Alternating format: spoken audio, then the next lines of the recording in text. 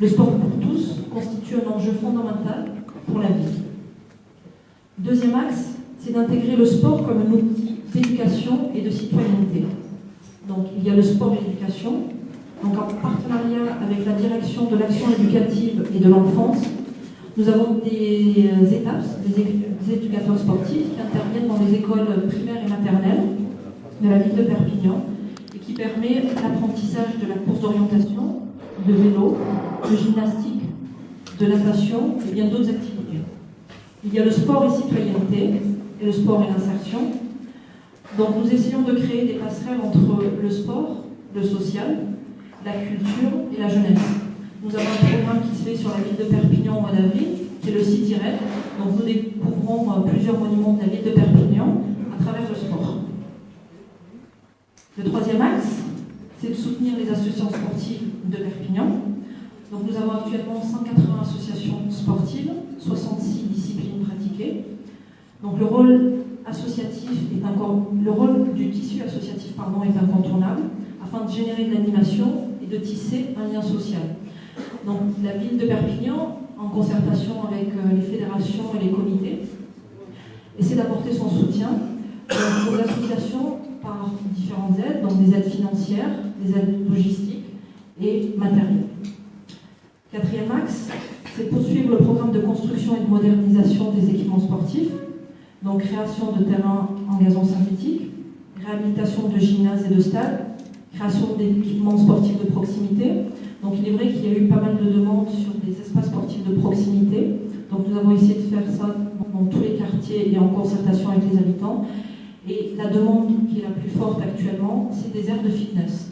Donc nous continuons, nous allons faire donc sur le parc des sports, nous partons sur l'année salon, et là actuellement nous sommes en concertation sur le stade de Jules Brougy. Et enfin, promouvoir le sport de haut niveau. Donc il y a un rayonnement national au niveau du sport. Donc nous avons le rugby à 15, le rugby à 13, donc les Dragons catalans, l'USAP, l'équipe de basket.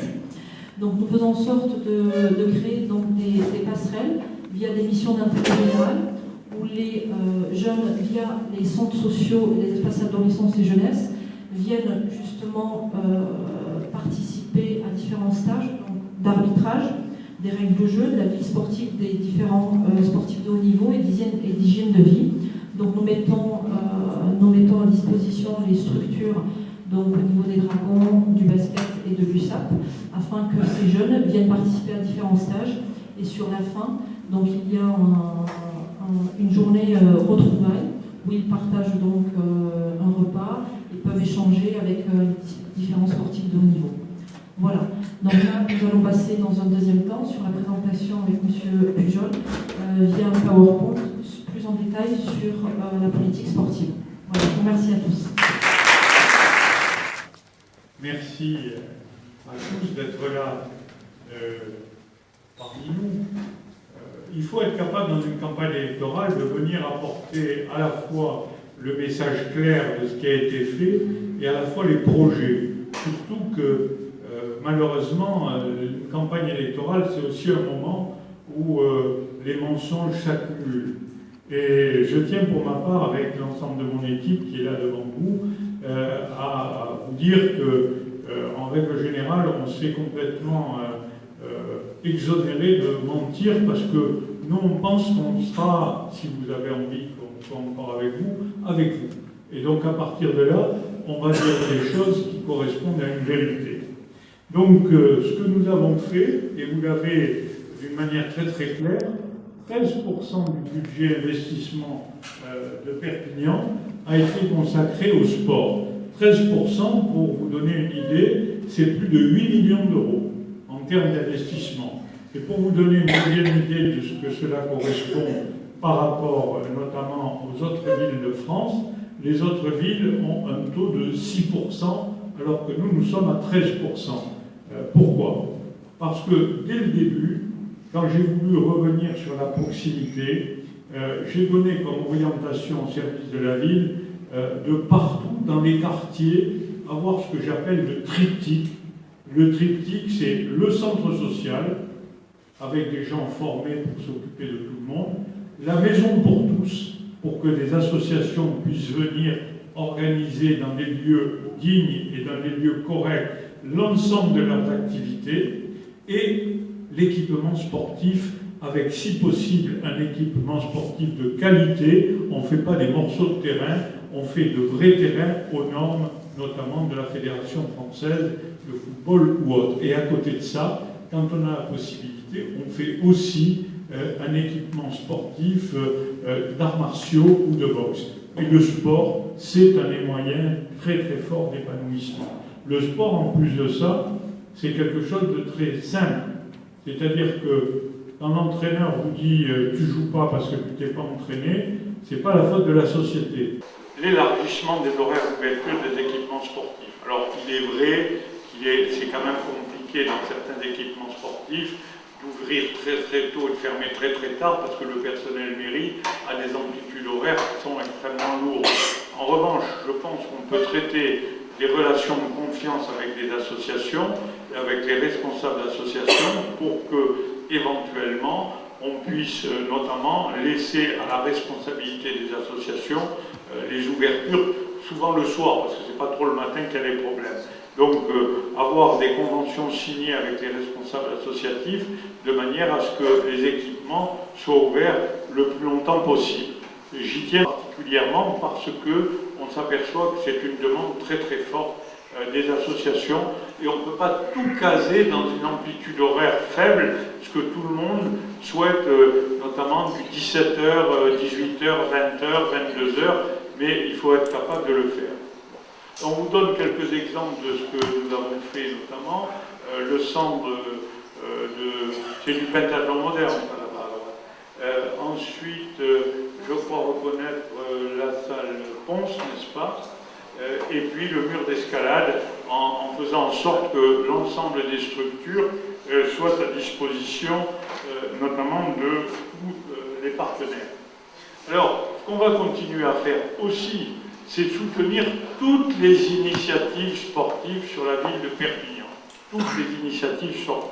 On vous donne quelques éléments là, je reconnais notamment le semi-marathon, je reconnais aussi la course du soleil avec M. Soubiel, on reconnaît aussi, bon mais l'USAP, on va continuer à faire en sorte qu'il gagne prochainement. Le soutien logistique, matériel et financier aux associations. Il n'y a pas une seule association à qui on refuse d'examiner son dossier et à qui on refuse de répondre d'une manière très claire.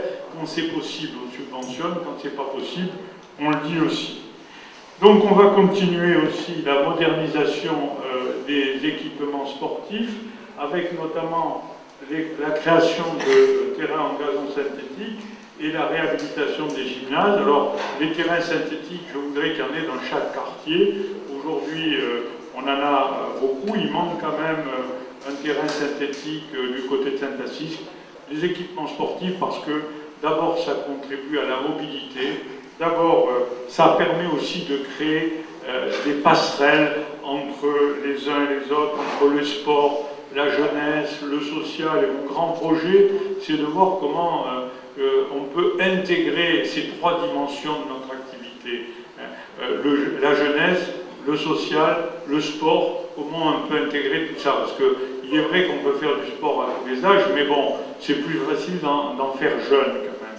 Et donc, c'est l'occasion unique pour que tout le monde se rencontre, pour que tout le monde soit ensemble, pour que tout le monde se connaisse, pour que tout le monde se parle. Et donc, tous les éléments que l'on veut proposer dans le cadre du développement de notre programme, c'est justement répondre aux demandes des associations de seniors qui veulent faire de la gymnastique douce, qui veulent faire... Moi, j'ai vu dernièrement des mamies qui voulaient faire la Zumba, hein. Donc, je vous dis aussi, toi, tu peux en faire. Voilà. Bon. Et donc, à partir de là, ne pas oublier non plus cette part importante de notre société qui a beaucoup donné aux autres pendant des années. Alors, pour répondre aussi aux demandes des étudiants de l'université et de la faculté, dans le cadre du nouveau parc des sports, on va permettre un accès direct aux équipements de la ville, de manière à ce qu'on puisse aussi intégrer plus facilement l'ensemble des étudiants de l'université, notamment au parc des sports, avec aussi une intégration dans l'ensemble notamment des équipements sportifs, considère que la natation est un élément essentiel dans l'éducation des enfants aujourd'hui. Il y a un mal-être quand on ne sait pas nager. D'ailleurs, je suis impressionné de quelque chose que j'ai lu récemment. Comme à Marseille, il y a très très peu de piscines, il y a beaucoup d'enfants de Marseille qui ne savent pas nager et qui n'osent même pas aller à la plage à cause de ça. Donc il y a tout un travail dans une ville méditerranéenne comme la nôtre, un travail important en matière de natation pour apprendre à nager, pour l'éducation à la natation et pour l'apprentissage. On le fait déjà pour toutes les écoles de la ville, mais il faut augmenter notamment la possibilité d'accueil des activités de sport urbain. Skate, roller, BMX, toutes ces appellations. Alors, la volonté qu'on a, c'est de créer des structures et de permettre l'activité de tous ces sports à des endroits où ça ne gêne pas l'entourage. Et donc là, on est en train de travailler notamment des équipements dans le parc des sports, mais à chaque fois que nous avons l'autorisation de pouvoir le faire dans des conditions où ça ne gêne pas notamment les habitants, on va développer aussi ce sport urbain, comme on développe aussi ce qu'on appelle le street art, l'art de la rue. Il y a aussi le sport de la rue qu'il faut intégrer. Parce que si ceux qui la pratiquent considèrent qu'ils ne sont pas entendus, ni écoutés, ni intégrés, ça pose aussi un problème d'exclusion. Et vous imaginez bien que si j'ai appelé ma liste Perpignan pour tous, c'est pour lutter contre ceux qui veulent exclure une partie des Perpignanais. Et donc je veux, moi, exclure aucune activité sportive. Ce projet, notamment de centre de formation métier du sport, il n'y a pas qu'un centre de formation métier du sport. Alors d'abord, les terrains ont été achetés par la mairie, ce sont les terrains du Mas Cazenove, et donc nous avons l'intention à cet endroit-là de faire trois choses. D'abord, un terrain d'entraînement, comme vous le voyez, aux normes, quand même, de manière à ce que les Dragons ou l'USAP puissent s'y entraîner.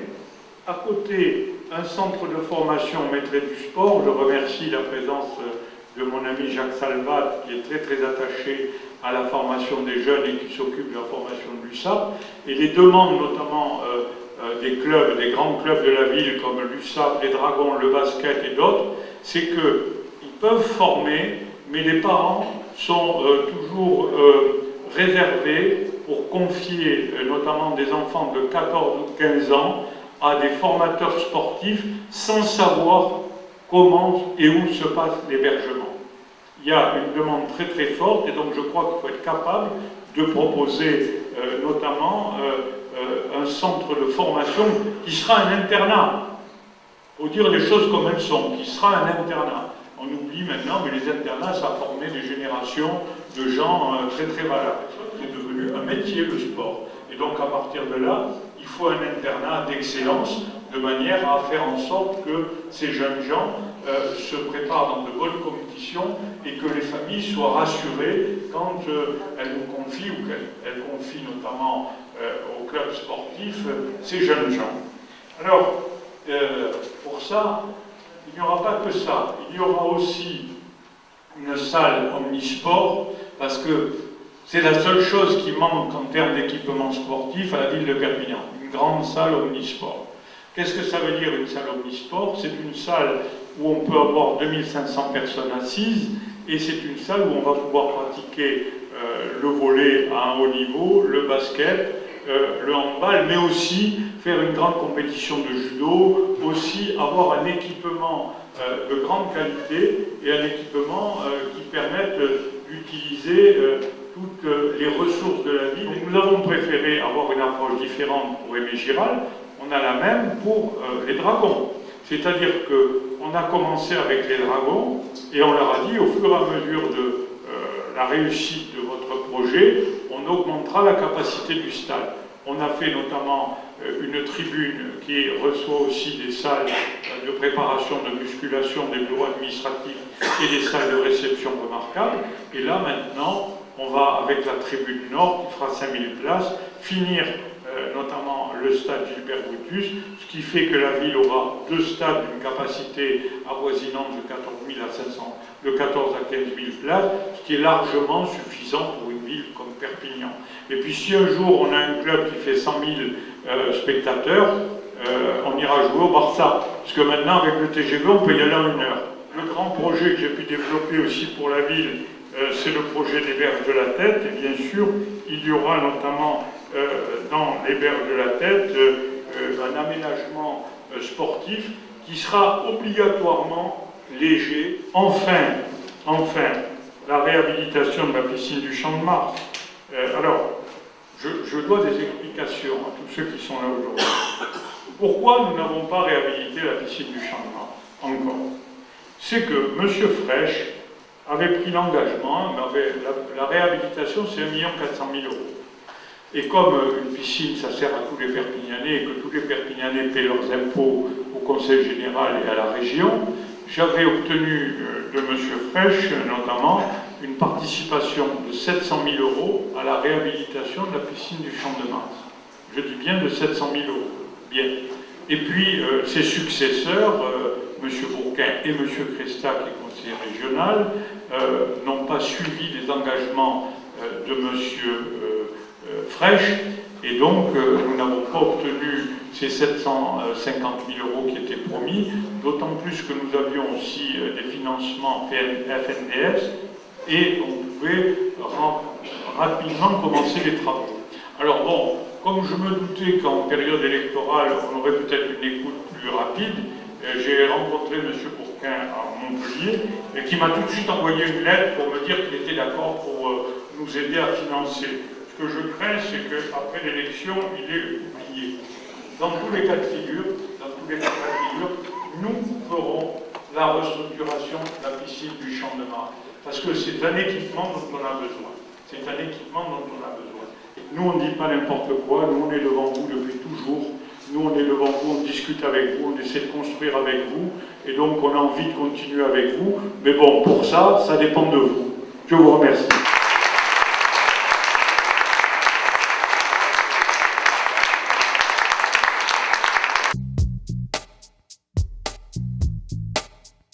Ça va faire l'objet d'un vrai débat, parce qu'il y a à la fois la compétence sport et la compétence culturelle.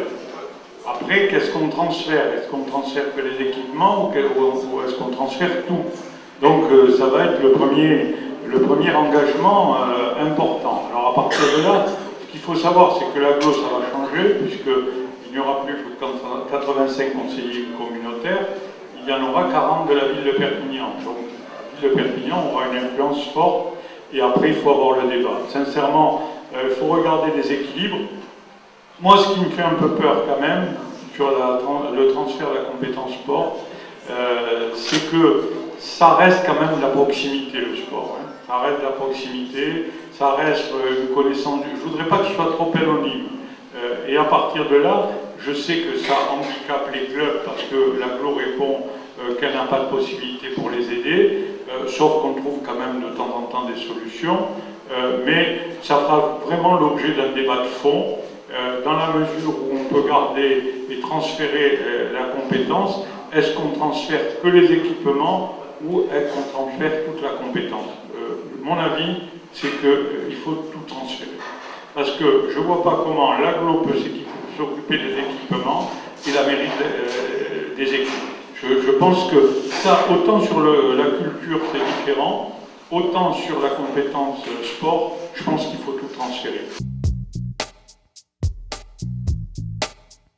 Tous les nouveaux équipements sportifs dont nous avons parlé sont faits aux normes handisport. C'est-à-dire qu'elles permettent l'accessibilité, notamment, et la pratique pour toutes les personnes à mobilité réduite. Et donc, à partir de là, dans l'ensemble des opérations qu'on réalise et qu'on va réaliser, il y aura une accessibilité totale. On l'a fait d'ailleurs même pour des courses comme la course, notamment le semi-marathon, etc., où au contraire, on a essayé de mettre en valeur tout le handisport. Le problème qu'il y a, c'est que certains équipements sont difficilement utilisables par les personnes à mobilité réduite parce qu'ils étaient faits il y a très très longtemps, mais toutes les nouvelles opérations que l'on fait sont réservées aussi aux personnes à mobilité réduite. Je prends l'exemple, notamment même pour les tribunes, on y fait très attention. Voilà.